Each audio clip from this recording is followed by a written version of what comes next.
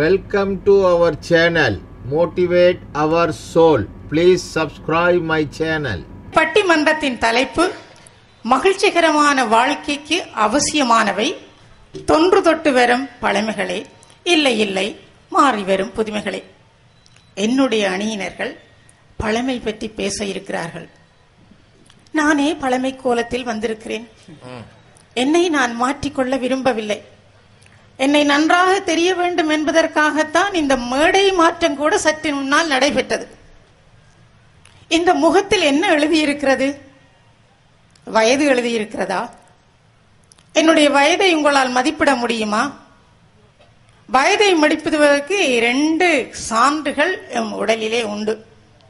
ஒன்று என்னுடைய தலை, என்னுடைய நரை என்னுடைய வயதை குறிப்பிட்டு காட்டும். ஆனால் இப்போது 30லும் நரை வந்து விட்டதே, 60லும் நரைக்க மாட்டேன் என்கிறது. அதனால் தான் இப்போது தலை கனம் ஏறிவிட்டது, தலைமைத்துவம் கூடிவிட்டது. தெரியாம சொல்லிட்டேன். இப்போது விடயத்திற்கு வருகிறேன். மகிழ்ச்சி என்றால் என்ன? தொன்று தொட்டு வரும் பழமைகளே மகிழ்ச்சிகரமான வாழ்க்கைக்கு அவசியமானவை என்று நான் அடித்து கூறுகிறேன்.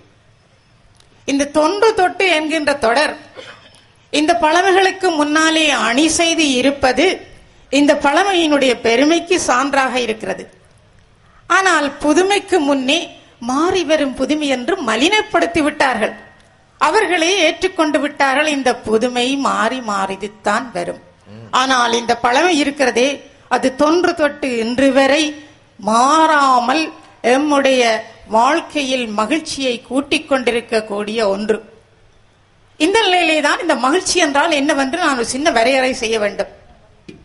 இன்று சங்கிலியன் தோப்பிலே கூடியிருக்கின்ற அத்தனை பேரும் மிக மகிழ்ச்சியாக இருக்கிறார்கள். அவர்களை குளிரூட்டிய ஒரு மண்டபத்துள் அடைத்து வைக்கவில்லை. ஏனென்றால் குளிரூட்டிய மண்டபத்தில் இருக்கும் போது குழுகுழு என்று இருக்கும். ஆனால் மண்டபத்தை விட்டு வெளியே சென்றால் இந்த வேனில் காற்று வந்து தழுவாமல் இந்த வெப்பினாலே நாங்கள் பாதிக்கப்படுகின்ற ஒரு துன்பம் உண்டாகும். அந்த வகையிலே இந்த பட்டிமன்றம், யாழ் நகரிலே நடக்கின்ற இந்த முதலாவது பட்டிமன்றம், தென்னகத்தையும் ஈழத்தையும் இணைத்துக் கொண்டு நடக்கின்ற இந்த பட்டிமன்றம் ஒரு வரலாற்று புகழுடையது. வேனில் விழாவாக மலர்ந்திருக்கிறது. சித்திரை திங்கள் நாளிலே மகிழ்ச்சியான வாழ்க்கையை பற்றி சிந்திப்பதற்குத்தான் நமது முன்னோர்கள் இந்த நாளை கொண்டாட வேண்டும் என்று சொன்னார்கள். நேற்று மாலை தொடக்கம் இன்று வரையும் கொண்டாட்டங்கள் நடக்கின்றன. நேற்று தற்செயலாக ஒரு ஆலயத்திற்கு சென்றிருந்தேன். மன்னிக்க வேண்டும், இது தற்செயல் அல்ல. வருஷம் பிறக்கிறது, ஆலயத்திற்கு சென்று இறைவனை வழிபட்ட பின்னர் ஏனைய கர்மங்களை செய்தால் எல்லாம் நன்றாக நடக்கும் என்று தொன்று தொட்டு வருகின்ற அந்த மரபின் வழிவந்தவள் நான். அந்த மரபை காப்பதற்காக பெருமாள் கோயிலுக்கு சென்றிருந்தேன். என்ன கூட்டம்! கூட்டத்தில் ஒரு வியப்பான செய்தி என்ன தெரியுமா?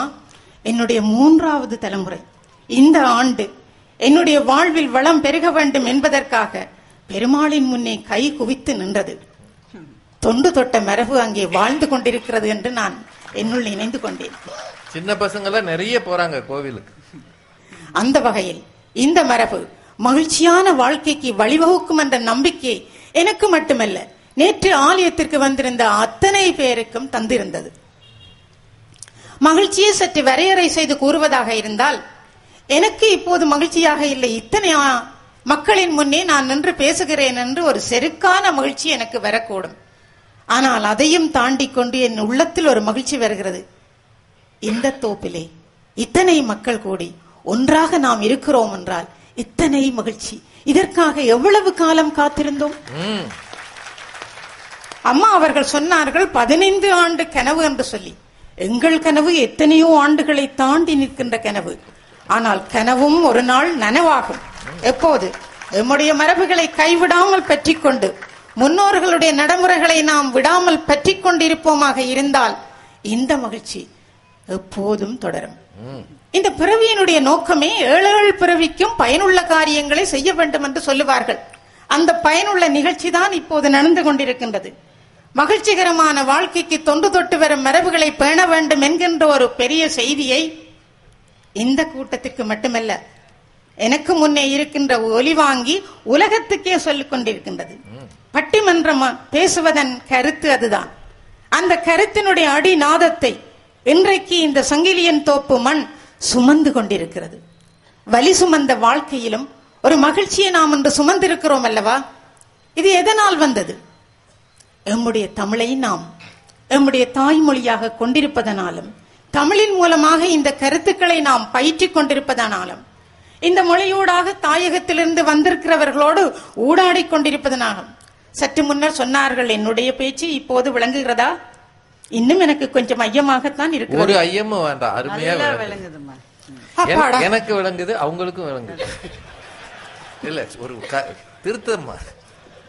இந்த மகிழ்ச்சி என்ற சொல்லினுடைய அடிச்சொல் மகிழ் என்பது. மகிழமரம் ஒன்று ஒரு இடத்திலே நின்றால் அந்த மகிழம் பூக்கள் கண்ணுக்கு தெரியாத சிறிய பூக்கள், ஆனால் மனமோ அலாதியானது. இங்கே மல்லிகையை கொடுத்தார்கள். முற்றத்து மல்லிகையை விட மாற்றான் தோட்டத்து மல்லிகை மணக்கும் என்று சொன்னார்கள். மதுரையிலிருந்து வந்த மல்லிகை அல்லவா, மணக்கிறது என் தலையிலும். நானும் மதுரையில வந்த மணக்கிறேனான்னு தெரியல. அந்த வகையிலே இந்த முகம் பற்றி இங்கே கணக்க பேசினோம். இருட்டிலும் அடி நடக்கிறது, முகம் தெரியாமல் அடிக்கிறார்கள். முகவரி புத்தகத்திலும் அடிக்கிறார்கள். ஆனால் பேய் அடித்தது என்று சொல்லி மூட நம்பிக்கையால் அந்த நடைமுறையை முன்னோர்கள் கொண்டாடினார்கள் என்று சொல்லுகிறார்கள். பேயை பற்றி சொல்லாவிட்டால் இந்த மனிதன் பயப்படவே மாட்டான். ஏனென்றால் அவனும் ஒரு குட்டி பேயாக இப்போது மாறிக்கொண்டிருக்கிறான். ஆடை பற்றி இங்கே பல சிக்கல்கள் எழுந்தன. தொன்று தொட்டு வருகின்ற மரபான மன மேடையிலே இன்றைக்கும் பெண் சேலை கட்டி செல்லத்தானே விரும்புகிறாள். இந்த ஆண் கூட பட்டு வேட்டி கட்டித்தானே செல்லுகிறான். இந்த வேட்டியை பற்றி ஒரு குறிப்பு சொல்ல வேண்டும். இதற்கு பழைய பெயர் என்ன தெரியுமா? அறுவை. நீளமாக நெய்துவிட்டு அவரவருடைய அளவுக்கேற்றபடியிலே அறுத்து கொடுப்பதனால் அதற்கு அறுவை என்ற பெயர். வெட்டி எடுப்பதால் வேட்டி. பண்டைய தமிழ் பெயரை தொலைத்து விட்டு இப்போது புதுமையான வேஷ்டி என்கின்ற பெயரை வேட்டியாக்கி நாங்கள் இங்கே பேசிக்கொண்டிருக்கிறோம். வெட்டியா பேசுறோம். நிறைவாக ஒரு கருத்து. பாரதிக்கு முன்னர் பெண்கள் மேடையிலே துணிந்து ஏறவில்லை என்று ஒரு கருத்து சொன்னார்கள். நம்முடைய சங்க காலத்து பெண்பாற் புலவர்கள் என்ன ஆனார்கள்? இரு மன்னர்களை சந்து செய்து வைக்கவில்லையா? ஆண்களுடைய நடவடிக்கையை பற்றி பேசவில்லையா? நாடாகின்றா காடாகின்றா என்ற அந்த பாடல் உங்களுக்கு நினைவுக்கு வரவில்லையா? எந்த நிலமாக இருந்தாலும் அந்த நிலத்திலே ஆடவர்கள் நல்லவர்களாக இருந்தால் தான் அந்த நிலம் செழிப்பாக மாறும் என்று ஒரு பெண் தானே துணிந்து சொன்னாள். 2000 ஆண்டு பழமை வாய்ந்த இந்த பாடல் தான் தொன்று தொட்டு வருகின்ற மரபான விடயங்களை இன்னும் நாங்கள் பயின்று கொண்டிருக்கிறோம் என்பதற்கு சான்று. அதிலிருந்து எம்மால் விடுபட முடியாது. இந்த மேடை நல்ல சாட்சி. அம்மா என்கிறார்கள் என்னை, கதிர்தர்சினியை குழந்தை என்கிறார்கள். இது ஒரு மரபான வளர்ச்சி அல்லவா? 3 தலைமுறையை ஒன்றாக கூட்டி ஒரு மேடையிலே பட்டிமன்றம் நடத்துகின்ற இந்த சங்கிலியன் தோப்பு வரலாற்று புகழ் பெற்ற பெயரல்லவா? இந்த பெயரை மாற்றிவிட முடியுமா? எனவே சங்கிலியன் தோப்பில் நின்று பேசுகிறதற்கு வாய்ப்பு தந்த இந்த பட்டிமன்ற அமைப்பாளர்களுக்கு நன்றி கூறி உரையை நிறைவு செய்கின்றேன். நன்றி, வணக்கம். பழமை என்றால் எது பழசு, எவ்வளவு பழசு? இப்போ உணவு வகைகளில் பழமை வேண்டும் என்று நாம் சொல்லுகின்றோம். இப்ப தமிழ்நாட்டை நீங்க எடுத்துக்கிட்டீங்கன்னாக்க, எங்க பிள்ளைகள்ட்ட எல்லாம் நாங்க சொல்றோம், பீட்சா பர்கர் எல்லாம் இன்னைக்கு வந்த புதுமையான உணவு, இதெல்லாம் சாப்பிடாதீங்க, இது உடல் நலத்துக்கு கேடு, இது பழைய உணவைத்தான் நீங்க சாப்பிடணும். பழைய உணவுனா என்னன்னு கேட்கிறோம். இட்லி, இட்லினா கெட்ட வார்த்தைன்னு நினைக்கிறான். அவ்வளவு தூரம் அந்த உணவு அவனுக்கு வெறுப்பா இருக்கு. அப்ப நாங்க சொல்றோம், இதுதான் தமிழர்களினுடைய பாரம்பரியமான உணவு. உண்மையா? தெரியல. ஏன்னா இட்லின்ற உணவே இந்தோனேஷியாவிலிருந்து இந்தியாவுக்கு கடத்தப்பட்டு வந்த உணவு. அதுவரை தமிழ்நாட்டில் இட்லின்ற ஒண்ணே கிடையாது. அப்போ பழமைன்னு எதைத்தான் நம்ம சொல்லுவது? நேற்றைக்கா, முந்தா நாளா, 10 வருஷமா, 100 வருஷமா, 1000 வருஷமா? அந்த கேள்வி நிற்கிறது. புதுமை என்பதும் கணத்துக்கு கணம் மாறிக்கொண்டே இருக்கிறது. அப்ப எது நமக்கு மகிழ்ச்சியை தருகிறது? அதுதான் கேள்வி. இந்த இரண்டிலே எது நமக்கு உள்ளார்ந்த மகிழ்ச்சியை தருகிறது? சில விஷயங்களை நாம் இந்த மன்றத்தில் பேசிய சில விஷயங்களை மறந்துவிட முடியாது. சகோதரர் நிறைவு பேச்சாளர் பேசுகிற போது ரொம்ப அருமையான ஒரு செய்தியை சொன்னார். இப்போ கொள்ளை நோய்கள் எங்க ஊர்ல தொற்று நோய்கள்னு சொல்லுவோம், நீங்க அதை தொற்றா நோய்கள்னு சொல்றீங்க. தொற்று நோய்கள், தொற்று நோய்கள், தொற்று நோய் வருகிறதுனாக்க ஒரு பழமையில் நோய்கள் இருந்தன. இந்த நோயை வேற வேற விதமா சொன்னா, மந்திரிச்சா போயிடும்னா, வேப்பல அடிச்சா போயிடும்னா, கசையால அடிச்சு பார்த்தான். சில பேர் சொன்னா அவன் பண்ண பாவம், அவனுக்கு காய்ச்சல் வந்தது, அவன் இறந்து போவதுதான் அவனுடைய விதி என்று சொன்னான். பாரதி இதை எழுதுகிறான். மழை பெய்கிறது, தமிழர்கள் எருமைகளை போல தண்ணீரிலேயே இருக்கிறார்கள். எங்க ஊர்ல வெள்ளம் வந்தப்போ அவன் சொன்னதை தான் நாங்க நினைச்சுக்கிட்டேன்.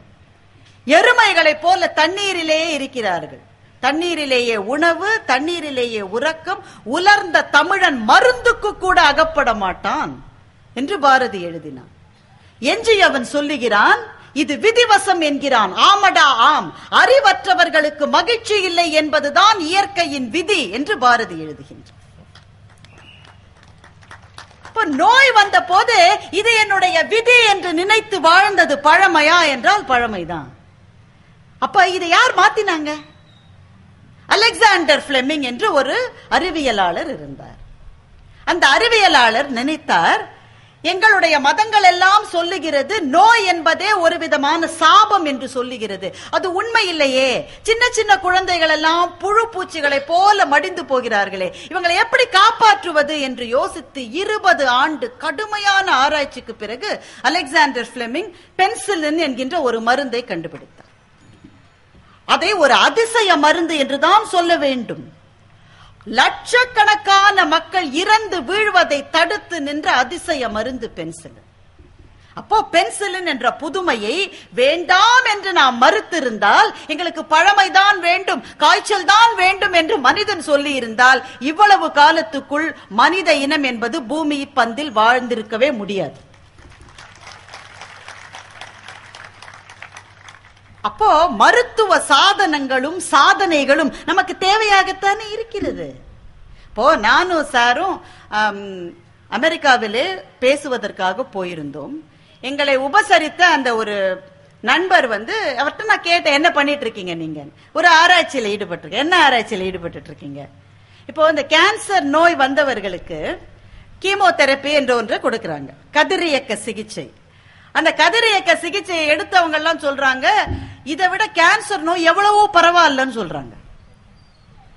இதை விட கேன்சர் நோய் எவ்வளவோ பரவாயில்ல. கதிரியக்க சிகிச்சை என்பது ஆளை உருக்குலைக்கிறது, சொல்ல முடியாத துன்பங்களை உடலுக்கு தருகிறது. எதனால? ஏனென்றால் கேன்சர் செல்ஸை அழிப்பதற்கு அந்த கதிரியக்கத்தை செலுத்துகிற போது நல்ல செல்களும் உடம்பில் இருந்து அழிந்து விடுகின்றன. இது 3வது செல். இது உடலிலே இருக்கிற செல் இருக்கே, இது 3வது செல். உடம்பிலே இருக்கிற நல்ல செல்களையும் அது அழித்து விடுகிறது. இப்ப இந்த விஞ்ஞானி என்ன பண்ணிட்டு இருக்காருன்னா, கதிரியக்கத்துல அவர்கள் செலுத்துகிற கதிர்கள் இனிமேல் தேடும், அது விசாரிக்கும், நீ நல்ல செல்லா கெட்ட செல்லா, நல்ல செல்லுனா இரு, கெட்ட செல்லுனா உன்னை அழிக்கிறேன் என்று சொல்லுகிற மாற்று கதிரியக்க சிகிச்சைக்காக அவர் ஆராய்ச்சி செய்து கொண்டிருக்கிறார். இன்னும் 5 வருஷத்தில் நான் வெற்றி பெற்று விடுவேன் என்று அவர் சொல்லுகிறார். புற்றுநோய் இருக்கிற நோயாளிகள் அப்படிப்பட்ட ஒரு கதிரியக்க சிகிச்சை கண்டுபிடிக்கப்பட்டால் அது அவர்களுக்கு எவ்வளவு பெரிய வரப்பிரசாதம். அப்ப நாம சொல்லலாமா, இது புதுமை, இது எங்களுக்கு மகிழ்ச்சி தராது, நாங்கள் பழைய கதிரியக்க சிகிச்சை தான் எங்களுக்கு வேண்டும் என்று சொல்ல முடியுமா என்றால் முடியாது. அப்போ புதுமை நமக்கு கணந்தோறும் தேவையாக இருக்கின்றது, மருத்துவத்திலே தேவையாக இருக்கின்றது, நம்முடைய வாழ்க்கையிலே தேவையாக. இப்படியே பார்க்கலாமே, பழமையை நமக்கு நினைவூட்டவே புதுமை தேவையா இருக்கு. இப்போ அம்மா சொன்னாங்க, பாரதி சங்க இலக்கிய பாடல்களை படிக்கிற வாய்ப்பை இழந்தார்னு. அதை நமக்கு கொடுத்த ஊவே சாமிநாத ஐயர் இருக்கிறாரே, அவர் என்ன பண்ணாரு, சங்க பாடல்களை தேடி அலைந்தார். சங்க பாடல்கள்ல இருந்தது, ஆனா அவன் வீட்டுல இருந்தது, ஏடுகள்ல எழுதி பரன் மேல போட்டு வச்சிருந்தான். இவர் போய் கேட்டார், உங்க வீட்டுல பழைய ஏடெல்லாம் இருக்காமே கொஞ்சம் கொடுப்பானா? அதெல்லாம் கொடுக்க முடியாது, போகி வர்ற போது கொளுத்துறதுக்காக வச்சிருக்கேன்றான். அப்பா, இது தமிழனுடைய பொக்கிஷன்டா சாமி, எனக்கு குடுடான்றான். கொடுக்க முடியாது, நான் போகி வந்தா ஒண்ணு தண்ணியில அதை அனுப்பிச்சிருவேன், இல்ல நெருப்புல போட்டு கொளுத்திடுவேன்னு அவன் கதவை மூடிக்கிட்டான்.